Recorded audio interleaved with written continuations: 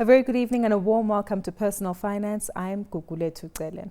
Now today I'm joined in studio by Eunice Sibiya, who's the Head of Consumer Education at FNB. Now this is to tell us as well as to understand how to identify Mashonisas. For those of you who aren't familiar with this term, it's basically unregulated financial service providers who might offer short-term loan solutions to consumers under pressure, especially given the fact that many South Africans are facing the rising cost of living. Eunice, thank you so much for joining us this evening. Thank you, Gugu. Everything has gone up. The petrol price has gone up, potatoes went up, the cost of living went up, electricity tariffs are going up, and everyone's concerned as to how they can afford this. Is a Mashonisa the answer? Maybe Did not. you have to go there? When you say Mashonisa, we are referring to taking out a loan.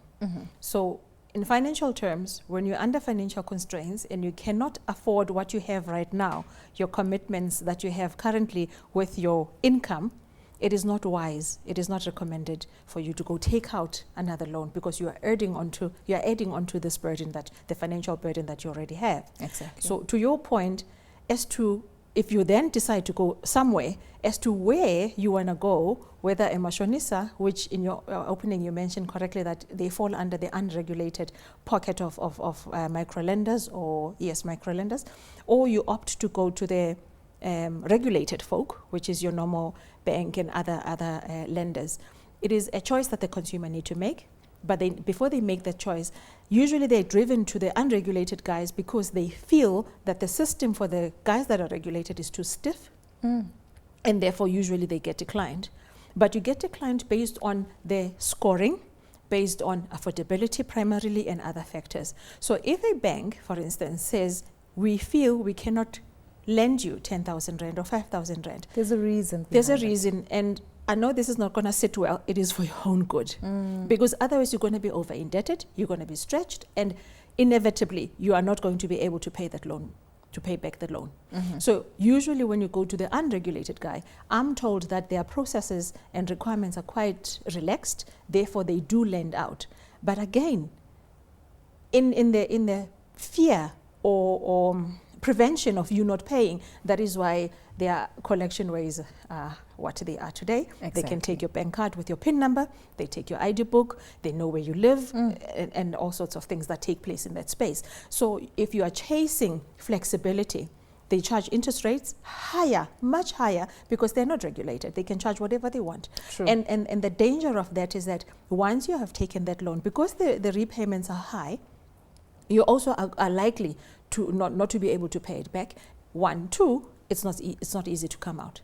My goodness. Yes. So fundamentally what we've identified is that go back to the financial institutions that you are involved with, who are regulated, who are well respected in the industry, and liaise with them. But where do I begin? When I call FNB and I speak to Eunice on the other line and I tell her I really need to pay my kids' school fees, but I need a loan.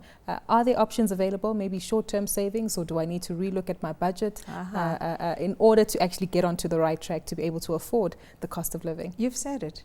Before you embark on a journey of looking for a loan, review your budget. Review what's on the table. If it's a household budget, look at that to say, where can I cut down? That's the first place to go. Do not go opt for another loan. It may seem like a very easy and a sensible solution at the time, yes, because you are short, but let me tell you, you are short given what you have on your plate versus your income. So if you add another loan, it may give you cash instantly to go pay out where there's pressure, but then come the following month, you now have another debt, a new debt that you need to service with what? Do you get my point? So the best place is to review and cut down on the happenings here at home. Cut down on groceries, entertainment. Some people say entertainment, what entertainment? But entertainment could be the drink there, the casual coffee there, whatever. True. Cut down on those things and just tighten the belt, because at this point in time, like you said in your opening, that interest rates have gone up. If you start taking more loans now, it's going to be difficult because your current loans are also going up. So you need reserves to service that, for starters. So adding another loan. Adding a headache in my life, huh? Yes. So what if I have an unexpected expense? A family member passes away, and because I work on TV, people think I have money, but I don't, and I actually need to help out at the funeral. are there typical mistakes that we make there as well by looking for short-term financial solutions in order to fund the expense that occurs? Again, when people are faced with that scenario, the first thing they think of is to go take out a loan, wherever, bank, neighbor next door, colleagues, Gugu or Mashonisa. Again, it's not wise, because after the funeral, you therefore have an obligation and a commitment to honor this new loan that you've just taken out. So that brings in the angle of funeral policies to say, are they good? Are they not good? Are they wise? Should we have how many, with whom, and that kind of thing. So when you're pressed for finances, it could be a funeral. Your car could have broken down or something. Anything could have happened. Life happens. And you find that it hits you when you don't have any reserves. It is a problem, because naturally the first thing we want to do is jump out and find the first person who's willing to lend you money. True. We're not ready for that.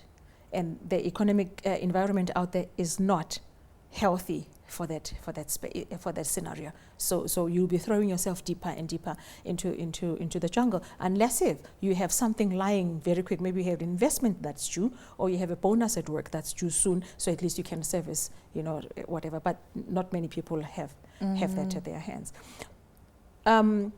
You spoke about death in the family, and it reminded me of the complications that exist around funeral covers. The other day I was doing a session with young girls, and they were asking, what's the difference? Why should I have a life cover and a funeral cover? Sure. Yes. What's the point? They play two different roles. A life cover is for me to cover my life, and it only pays out when I die. Yes. So is a funeral cover. But the funeral cover is designed in such a way that it pays out much quicker. That is why you see ads that said it pays out in 24 hours or 48 hours. The system is designed in that way. To a life cover to address the immediate need. Exactly. Yes. Because remember, when the day I kick the bucket, I need to be buried in a few days' time.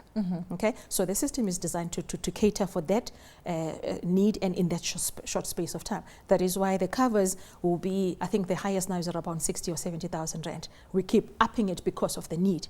Whereas a life cover, most people are covered for thousands and thousands, if not millions of rands. And the life cover in itself is complicated. It has beneficiaries. So that is not designed to pay out in 3-4 days' time. It usually takes quite a while to be wound up. So that's when you say, I need a funeral cover so that it can take care of the funeral. Then the life cover claim and process will take place. So that usually is the differentiating factor. On the limits, if I can come in there, sometimes as individuals we try to get clever and think that we can beat the system. So I come to FNB and I say, FNB, offer me funeral cover of about 60,000 rand. And then I go to one of your other competitors in the industry and I say, help me out with life cover here for the same amount. And when I try and claim, only to find out that both companies are working together in the background, and then my claim actually gets rejected. It usually would be, the scenario you're painting is true, but it won't be the competitors as in the banking industry. Yes. We collaborate with maybe insurance companies in this regard when it comes to funeral covers. So it'll be a bank collaborating with an insurance company. To underwrite the policy. To underwrite the policy, because we are banks. So it's a basket of offerings that we are bringing to our customers. We would have gone and collaborated with someone behind the scenes to say, we can sell your products to our customers, new and existing, just to give them a fulfillment in terms of their needs. So there's nothing wrong with that, but it's for the consumer or the customer to understand that if I take out a funeral plan with FNB, who is it underwritten by? And I know that it could be a complicated term. It's not actually complicated. And the best way to remember is when you're opening that contract that you get given by the consultant or wherever you pick it up about the funeral policy that you've taken out, at the bottom it'll have the emblems or the logos of the two companies. So it'll have FNB's, and it'll have whatever other insurance company that has now underwritten your insurance company. So yes, you took it through FNB. We made it easy. The process is easy there. As a client of FNB, you took it through FNB. And when you submit your claim, you'll come to FNB and submit the claim. We will see to the process behind the scenes for you on your behalf through the company that it is underwritten by. But what is key here for the consumer to remember and understand is that you then, it's not wise for you to take out a top-up with this very insurer that has underwritten this policy at FNB, for instance. So look for another supplier, because we know that people want multiple funeral covers because we know funerals are very expensive. For instance, we offer, I think, 60,000 rand. So if 60,000 rand is not enough and you feel that you need another one, rather than be smart in terms of where you're taking it out. That's a lot of money, though. 60,000 is a lot of money, but there are people that feel that 60,000 rand is still not enough. Sure. Having said this, as just before we draw towards our closing remarks as well as key takeaway points, then what options should we be making use of in the short term in order to make sure that we don't get to a point where we are under so much financial pressure that we look for short-term loans or go to Mashonisas to assist us when these things happen? It takes us back again, Gugu, to the personal financial management. I know my responsibilities. I know what's likely to come. I know when that other uncle dies, I'm going to be expected to contribute. When my gogo or my opa or whoever passes away, Eunice and the other siblings will be expected to contribute. So take all of those into consideration when you're drawing up your budget. We need to start saving if we haven't started. And for those that have started to save and invest, make sure that you invest a little more. That times are going to get tougher. So when those incidents come through, when somebody dies in the family and you're expected to contribute, you don't want to find yourself roaming around asking for a loan at that point in time.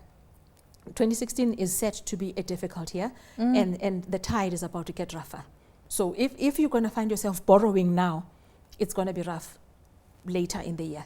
2016, 2017, we don't know when the sea is going to calm down. But all I'm saying is, can we get into the habit of saving and saving a little bit more? Yeah. Because we don't have an option of seeking loans as pardon me, as a solution or as a backup or as a filler where there's a gap, because it's going to be difficult for us to come out. So if you have a funeral cover and maybe for some reason it's not enough, seek for ways to top up.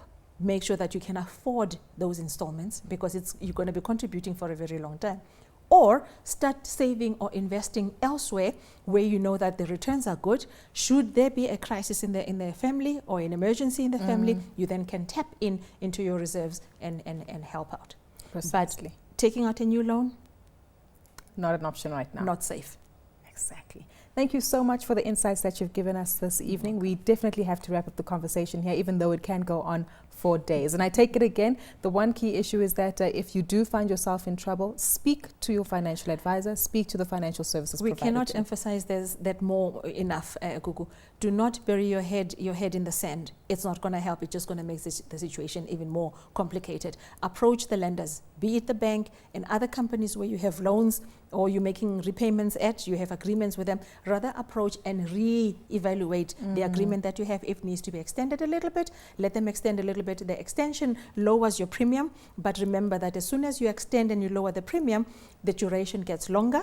So if you're supposed to pay it off in 24 months, you're going to pay it maybe in 32 or however much you're going to extend it. Be cognizant of that. And the longer it is, every single month extended attracts interest. But if that's the best solution for now, do that. Lower the premiums, extend the duration, but work hard towards making it back to where it was initially, or paying it off. That's the best. Precisely. Thank you so much for your time this evening, Eunice. You're welcome. Giving us insights into everything from Mashonisas to funeral cover and making sure that you get your financial plan in order. Well, that's where we'll wrap things up for Personal Finance this evening. A big thank you once more to Eunice Sibiya, who's the Head of Consumer Education at FNB, for joining us. Share your thoughts and insights with us, and don't go to a Mashonisa. Tweet at CNBC Africa using the hashtag Finance410 or to myself at Gugulethu. Until next time, have a wonderful evening.